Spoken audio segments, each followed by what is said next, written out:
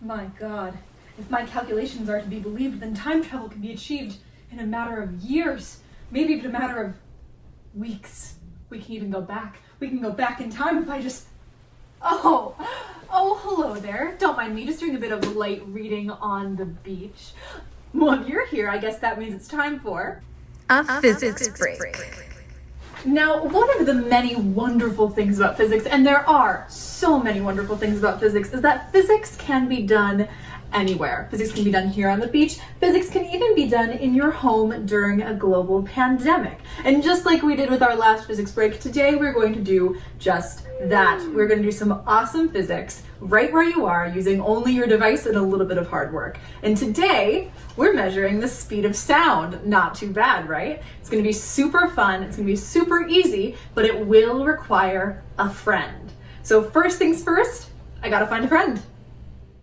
Okay, PhysCalc, so for this physics break, it is absolutely imperative that you enlist the help of someone else in your household. Now, I know it is quarantine and your goal is to not see anyone, but in this case, you have to see the people in your house. So we're going to get their help to do some awesome physics. So find someone with a device and make sure that they can help you out. And I will do the same. Hey, Nick, you want to do some physics? Oh, hi. Sure. I'm just sitting here with my device. I'd love to help. Now that you have someone to do the experiment with you, the first thing I want you guys to do is upload a selfie of you and them. Not only will it prove to me that you did enlist the help of someone else in your house for this experiment, but it'll brighten my day. So go on to Edsby and just upload a selfie under the physics break for today. There are 2 things you need to upload and we'll get to the second one later. But first things first, go ahead and take a selfie. Here's my selfie with Nick. Now that you have your selfie uploaded and taken, it's time to do some science. So let's lay out what exactly we're going to be doing here today. First things first, what the Firefox app allows us to do is use an acoustic timer. Now the acoustic timer is a timer that is triggered when your phone hears a sound. So here's an example of me using the acoustic timer with my own device. Before we get to the acoustic timer, let's take a moment and talk about sound. Sound is the result of vibrations moving through air. So let's say I have a siren over here, and I'm standing some distance away. When the siren starts to go off, it's going to vibrate the air particles between me and the siren, and send the vibration my way until eventually it reaches my ears. Sound's traveling this way. Now, the thing about sound traveling is that it takes time to reach its destination. Because of this, sound has a set speed. Some velocity we can measure in meters per second. What we're going to do today is measure that speed. Now, because sound has a set speed in different media, so for example in air at room temperature, sound will reach me faster if I'm closer to the siren. So if I'm here, the sound will take less time to reach me and I'll hear it sooner. So where I'm standing in relation to the thing that's making noise will determine how quickly I hear the sound. So here you can see my iPad, and I've pulled up the Firefox app and we're looking at the acoustic timer. Now what the acoustic timer does is it senses a sound. When it hears that sound, it starts a timer. With a second sound, it stops the timer.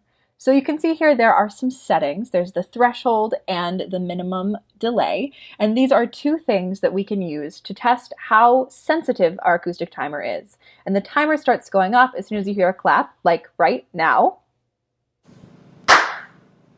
And it will keep going and checking the time until we clap again. When we do that, the timer goes off. And that's how you use the acoustic timer. Pretty straightforward, but super duper powerful. So now that we understand the acoustic timer, let's think about how we can use it to measure the speed of sound. Remember, we just learned that the further you are from something, the longer it takes sound to reach that thing. This is why fireworks appear to happen and then you hear the sound way after. It's a delay because light travels faster than sound. This means that we can actually measure the speed at which sound travels if we're clever. So for your experimental design, you'll need 2 devices, as well as a tape measure. So with those hints, go ahead and pause the video and see if you can come up with your own experimental design for measuring the speed of sound. Got your experiment all planned? Awesome. Here's my experimental design for measuring the speed of sound. Hello and welcome to my living room. Here you can see me getting my phone all set for the experiment, and Nick's phone is right in front of the camera, and Nick is on the left there. Now when we're all set and ready, I'm going to put my phone down 12 feet from Nick's phone, and Nick is going to clap to start the timer on both our phones. I'll wait a second and then I'll clap too to stop the timers. And now we have two measurements, one on each phone. What we can see in this view is the exact same setup, but with two different devices. In this case, instead of Nick's phone and my own, it's my phone and my iPad. And both of them are screen recording at exactly the same time, so you can get a real-time look at what this experiment looks like on the actual devices. What I'm going to do is walk my iPad to one end of the room, 12 feet from my iPhone, and I'll start the timer on both. So I'll start the timer on my phone, then walk over to my iPad, start the timer there, and clap. This clap is going to travel across the room. I'll walk across the room and then clap again to stop each timers from 12 feet away from where my original clap was. Same exact experiment, slightly different view. The question now is, once we have that measurement, how do we use it? How do we use the two times we got, the time on Nick's phone and the time on my phone, to measure the actual speed of sound? Let's go to the virtual whiteboard again. Like I said before, the experimental setup here is pretty straightforward. We have Nick at one end of my living room with his phone in front of him, and we have me at the other end of my living room with my phone in front of me, and we are roughly 12 feet apart. Now, if we think about what's happening in this experiment, Nick claps, and when he does that, his phone's timer starts essentially right now. But sound has to travel across the room, all 12 feet, before it hits my phone a bit later. Then, after waiting a second, I clap, and when I do that, my phone stops now, sound travels back across the room, and Nick's phone stops slightly later. When all is said and done, Nick should get a bigger number than I do. I'll get a smaller number.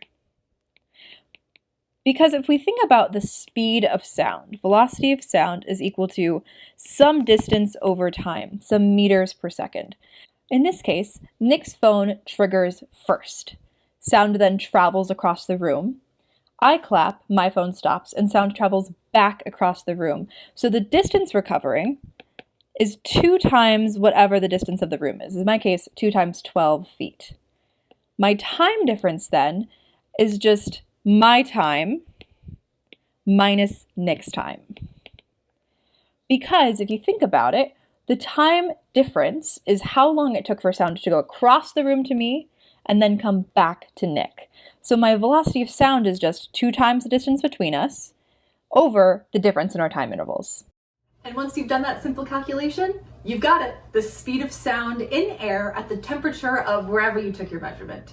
For me and Nick, I got approximately 800 feet per second. The actual value is somewhere around 1100, so it's not a perfect system, but for 2 phones in one afternoon, not a bad deal. I challenge you to see if you can get it more precise. I actually played around with my settings a little bit and was able to get it a little bit closer to the real value.